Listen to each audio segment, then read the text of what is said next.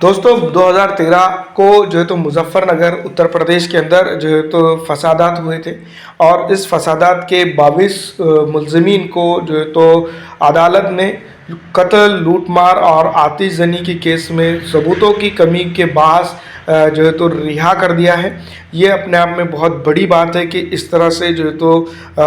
उन 22 अफराद को रिहा किया गया है कि उनके पास पर्याप्त सबूत नहीं थे। जिस तरह से जो एसआईटी बिठाई गई थी और कई ये चीज़ें हुए थे तो उसका क्या हल निकला आप ये समझ सकते हैं। दूसरी तरफ अगर हम बात करते तो 2013 की जो गवर्नमेंट थी उस वक्त की, उसके लिए ये सबसे बड़ी नाअहली थी और ना जो है तो कंट्रोल कर पाना और लॉ एंड ऑर्डर की स्थिति को ये खुद उजागर करती है कि 2013 के अंदर जो सरकार थी उसका लॉ एंड ऑर्डर कितना कमज़ोर था, क्योंकि ये उत्तर प्रदेश की तारीख का सबसे बेहतरीन दाग है। और जो है तो उत्तर प्रदेश के अंदर ये जो दंगे की अगर बात करते हैं तो इसके अंदर तकरीबन बताया जाता है कि 40,000 अफराद जो है तो उनको पलायन करना पड़ा था, अपनी जगह छोड़कर दूसरी जगह पर स्थापित होना पड़ा था। और कई कई ऐसे भी लोग हैं बताए जाते हैं कि वो अभी भी अपने आबाई वतन मुजफ्फरनगर को नहीं पहुंच पाए। दूसरी तरफ अगर हम बात करते तो बताया ये भी जा रहा है कि इस दंगे के दौरान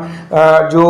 60 अफराद की जो है तो उससे ज़ायद अफराद की जो है तो जान चली गई थी। तो ये कहीं ना कहीं दर्शाता है और कहीं ना कहीं देखता है दिखाता है कि नाइंसाफ़ी का जो है तो एक जिसको हम कह सकते हैं नंगा नाच। दूसरी तरफ अगर हम बात करें तो ये उस वक्त का अगर देखा जाए उस वक्त की हिस्ट्री के हिसाब से अगर हम बात करें तो मुजफ्फरनगर दंगा अब तक के उत्तर प्रदेश के इतिहास का सबसे बदतरीन दंगा था, जिसमें जो है तो कई एक चीज़ें हुई, जिसके अंदर लूट मार हुई, जिसमें कत्ल गारत हुई, आतिशगी हुई, जिसके अंदर कई ऐसे संगीन जुर्म किए गए जिसको जो है तो इंसानियत गवारा नहीं करती। लेकिन इसके बावजूद भी जो है तो हमारे पास, या फिर हम यूँ कह सकते हैं कि जो है तो